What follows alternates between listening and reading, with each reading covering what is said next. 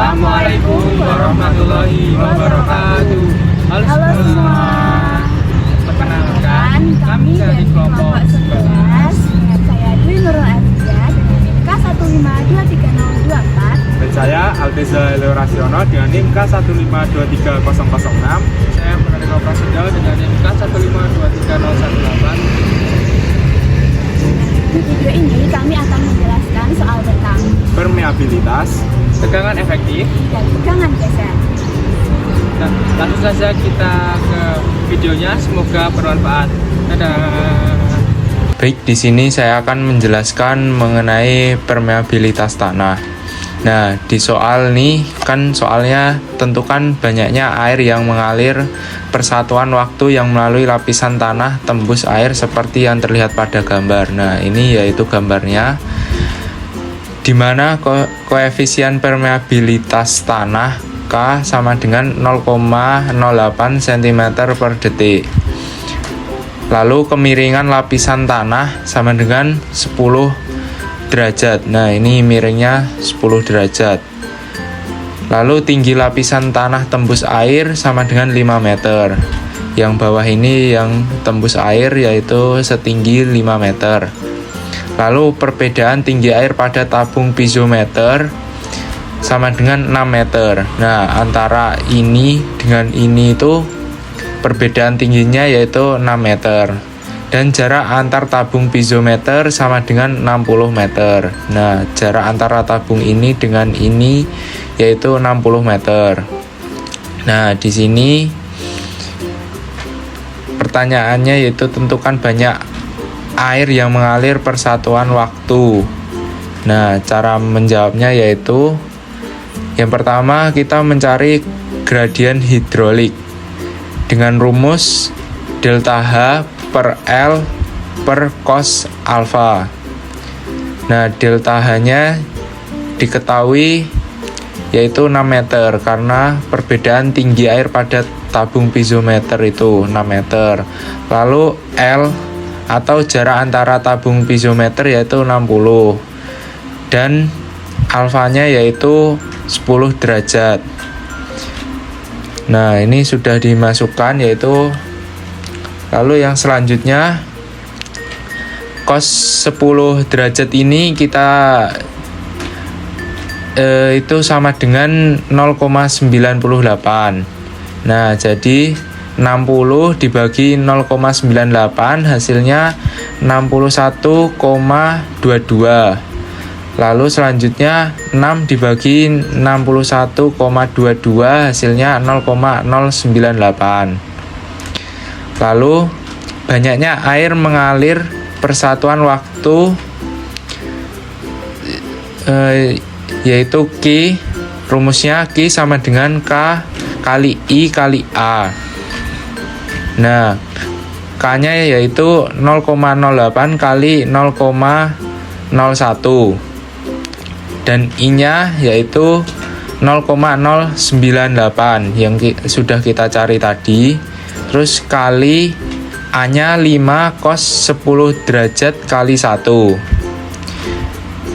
Ya, langkah pertama itu kali 0,08 kali 0,01 kali 0,098 hasilnya 7,84 kali 10 7,84 kali 10 min 5. Terus dikali 5 kali cos 10 derajat itu kan hasilnya itu ini 0,98. Ini kali 5 kali 1. Lalu hasilnya Q-nya diketahui 3,8416 kali 10 pangkat min 4 meter kubik per detik per meter lebar.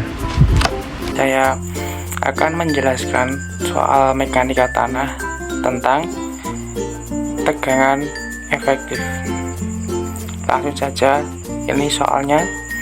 Profil tanah seperti gambar, tanah pasir dengan berat volume kering GK sama dengan 19 kN per meter kubik dan berat volume jenuh G saturasi sama dengan 20 kN per meter kubik tanah lempung dengan berat volume basah GB sama dengan 17 kN per meter kubik dan G1 sama dengan 18 kN per meter kubik. Akibat hujan, air mengenang setinggi 2 meter di atas permukaan tanah pasir. Hitung tegangan total dan tegangan efektif pada titik ABC sebelum dan sesudah hujan. Baik, untuk grafiknya seperti ini. Lalu untuk jawabannya kita cari yang sebelum hujan dulu di titik A.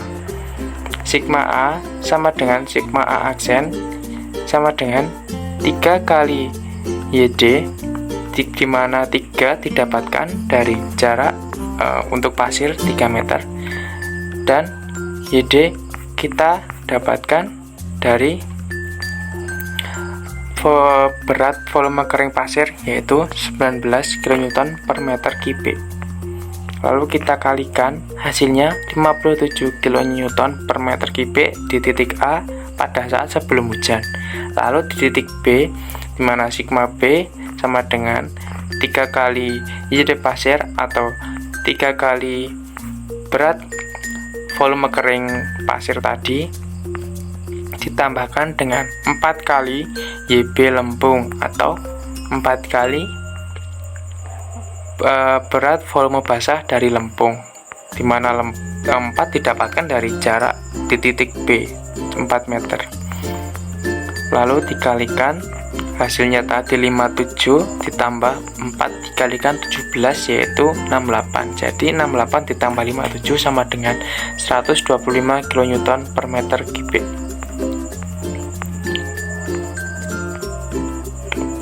Lalu di titik C, di mana sigma C sama dengan 3 kali YD pasir plus 8 kali YB plus 2 kali Y saturasi lempung, di mana YD pasir yaitu 19, lalu 8, ini 8 ditemukan di sini, jadi 4 meter dan 4 meter kedalamannya. Lalu YB-nya ini ditemukan di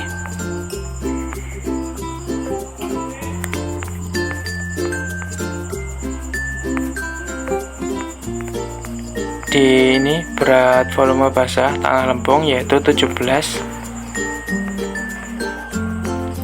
dan 2 kali Y saturasi lempung. Nah, Y saturasi ini di sini. Nah, 18 kN per meter kubik. Lalu tinggal dioperasikan, didapatkan hasil 57 ditambah 136 ditambah 36. Lalu hasilnya 229 kN per meter persegi, di mana sigma C aksen itu sama dengan sigma C dikurangi O. Jadi sudah rumus tetap, tinggal 229 ini dikurangi dengan 2 kali 9,81, dioperasikan dulu yang perkalian, didapatkan hasil 209,38. Lalu yang sesudah hujan dan air mengenang, di titik A sendiri sigma A sama dengan 2 kali Y saturasi ditambah 2 kali YW, di mana 2 kali Y saturasinya didapatkan di soal tadi yang volume jenuh ini G saturasi 20 kN per meter kubik. Lalu 2 kali YW ini sudah tetap, tinggal dikalikan saja, 9,81 didapatkan hasilnya 59,62 kN meter persegi. Lalu yang sigma A aksen, di mana sigma A dikurangi O, hasilnya tadi 59,62 dikurangi dengan 3 kali 9 dikalikan 81, jadi 5 kali dikalikan 9,81 yaitu hasilnya 10,57 kN per meter persegi. Lalu di titik B, mana sigma B 2 kali YW air plus 3 kali Y saturasi pasir plus 4 kali YB lempung.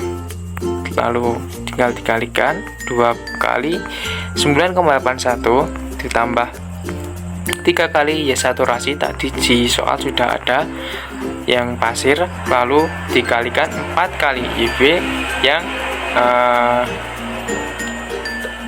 lempung, lalu tinggal dioperasikan, didapatkan hasil 19,62 ditambah 60 ditambah 68, hasilnya adalah 147,62 kN meter persegi.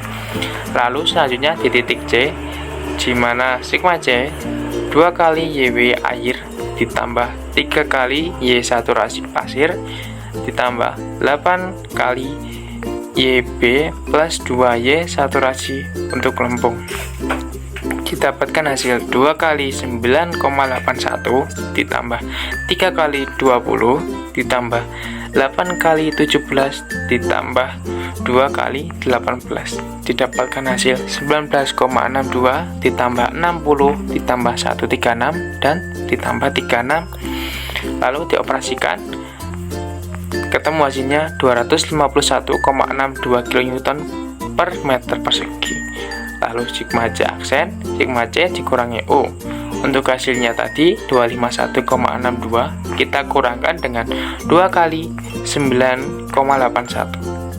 Dikerjakan dulu yang 2 kali 9,81, lalu ditemukan hasilnya 232 kN per meter persegi. Baik, sekian penjelasan dari saya, kurang lebihnya saya mohon maaf. Wassalamualaikum warahmatullahi wabarakatuh.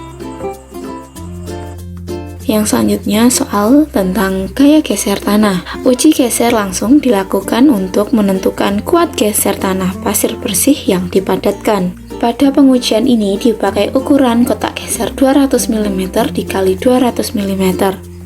Dan data pengujiannya ditunjukkan pada tabel berikut. Nah, di tabel ini udah diberi keterangan bahwa ada beban normal, beban geser puncak, dan beban geser residu dalam satuan kilonewton. Percobaan yang pertama, beban normal 6 kilonewton, beban geser puncak 5 kilonewton, beban geser residu 3 kilonewton. Selanjutnya, pada percobaan yang kedua, beban normalnya 11 kilonewton, beban geser puncak 10 kilonewton, beban geser residu 6,50 newton. Kemudian percobaan yang ketiga, beban normalnya 12 kN, beban geser puncaknya 11,5 Newton, beban geser residunya 7 kN. Pertanyaannya, tentukan kuat geser tanah pasir apabila dalam kondisi padat dan tidak padat. Oke, nah ini kita tulis dulu diketahuinya. Diketahui bahwa sisi kotak geser tersebut 200 mm. Dan nilai-nilai yang terdapat dalam tabel.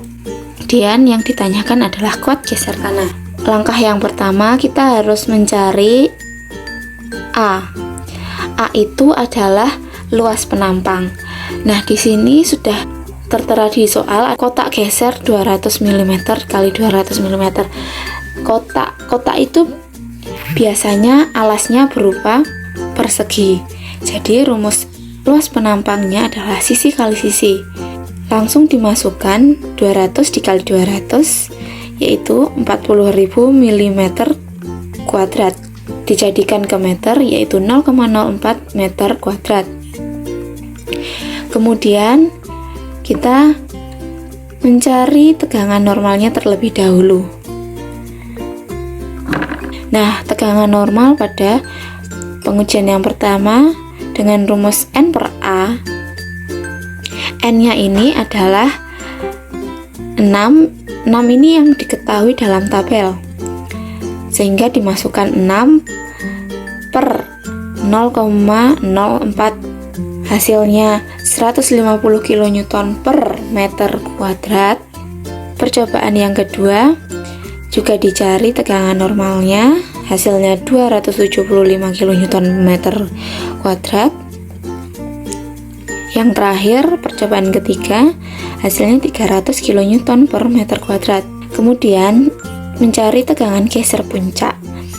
Pada percobaan pertama, tegangan geser puncaknya menggunakan rumus F per A. Nah, F ini langsung dimasukkan yang diketahui pada tabel di atas. Masukkan 5, lalu 5 dibagi 0,04 sama dengan 125 kN per meter kuadrat. Dan selanjutnya, dan terakhir mencari tegangan geser residu. Pada percobaan pertama, tegangan geser residunya yaitu menggunakan rumus F dibagi A. F-nya sudah diketahui pada tabel, jadi langsung dimasukkan 3 dibagi 0,04. Hasilnya 75 kN per meter kuadrat. Dan selanjutnya sudah tertera. Selanjutnya grafik. Grafik ini untuk menentukan nilai kuat geser tanah pasir tersebut. Nah, di sini kita sudah memperoleh data pada hitungan sebelumnya. Yang ke atas ini adalah sumbu Y,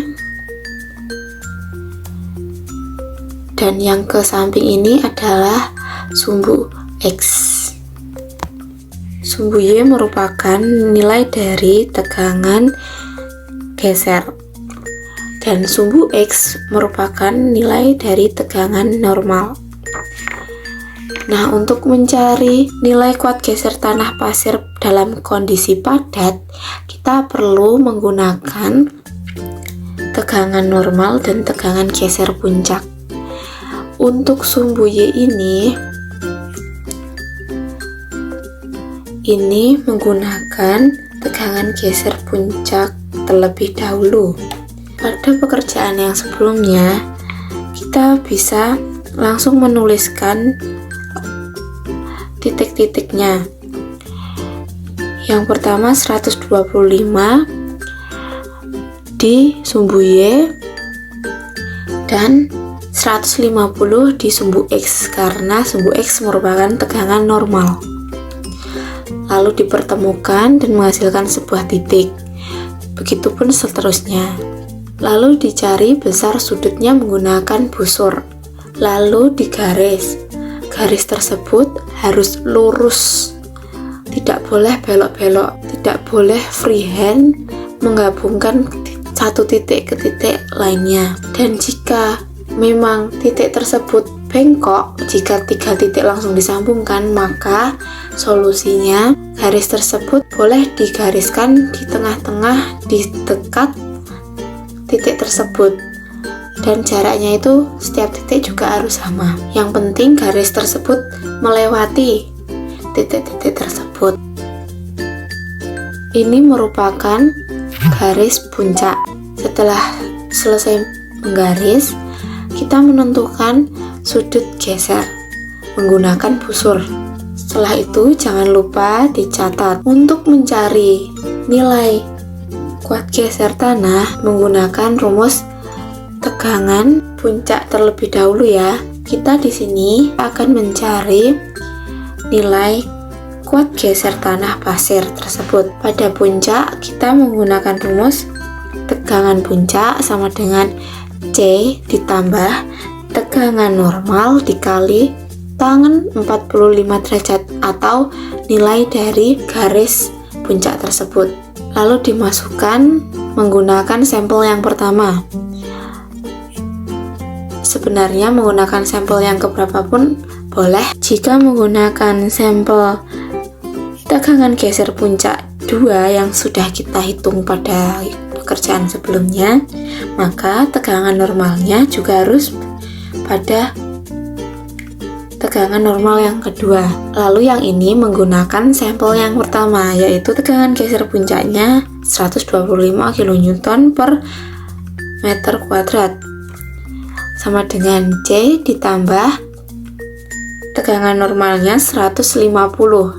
Ini merupakan tegangan normal yang pertama, 150 kN per meter kuadrat dikalikan tan 45 derajat yang sudah kita ukur menggunakan busur.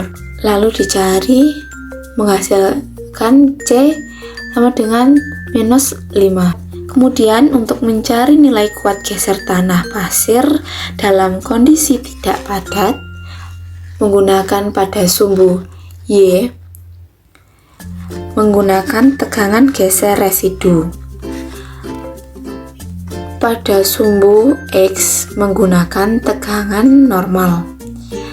Ingat, tegangan normal digunakan 2 kali karena terdapat tegangan puncak dan tegangan residu. Kita mencari 2 tegangan, berarti tegangan normal digunakan 2 kali. Lalu kita melukiskan titiknya menggunakan ukuran yang sudah kita hitung pada perhitungan awal tadi. Pada sumbu Y ini tegangan residu yang pertama 75. Langsung mencari nilai 75 pada sumbu Y.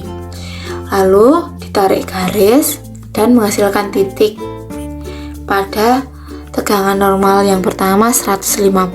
Lalu dicari juga pada yang sampel kedua dan yang ketiga. Setelah itu sama seperti yang pertama, garis ketiga titik tersebut jika tidak lurus maka ukuran garis tersebut mendekati titik tersebut. Nah, kita sudah mendapatkan garis residu. Lalu diukur menggunakan busur untuk menentukan sudut gesernya. Setelah saya cari, sudut gesernya 35 derajat.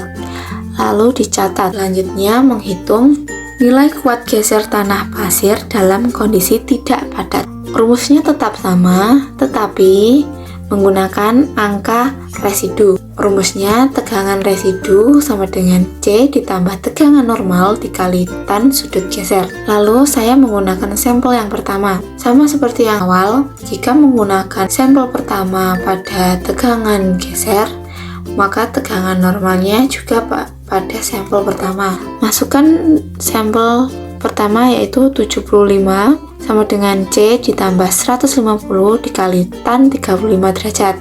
Hasilnya yaitu C sama dengan minus 30. Jadi nilai kuat geser tanah pasir dalam kondisi padat senilai minus 5 dan nilai kuat geser tanah pasir dalam kondisi tidak padat minus 30. Sekian, terima kasih.